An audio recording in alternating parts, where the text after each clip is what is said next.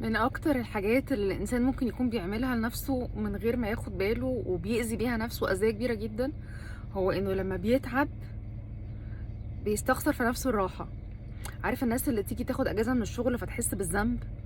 عارف الناس اللي لما بتطلب المساعدة تحس انها فيها حاجة غلط، تحس انها عبء على الناس اللي بتطلب منهم المساعدة، وتحس انه حاجة غريبة ان انا ما اكونش انا اللي قايم بالدور اللي انا متعود عليه.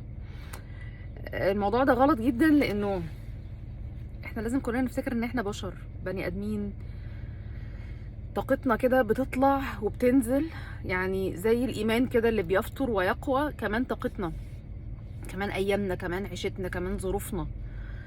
ف المفروض ان احنا لما يجيلنا الاحساس ده ان انا متضايق، ان انا بعيد عن الشغل، ان انا محتاجه اريح بس حاسس اني ما عنديش وقت اريح، او حاسس ان انا مش من حقي اريح، او ان انا خلاص كبرت ما ينفعش اريح، انا ام او انا اب او انا موظف او انا صاحب شركه او لو ما ارتحتش بمزاجك جسمك بعد الشر هيقعدك بالعافيه. مش لازم يعني يجيلك مرض فظيع، بس احيانا التعب والارهاق والاحتراق يخليك زيرو انتاجيه، وتقول يا ريتني كنت ارتحت لما كان عندي وقت للراحه.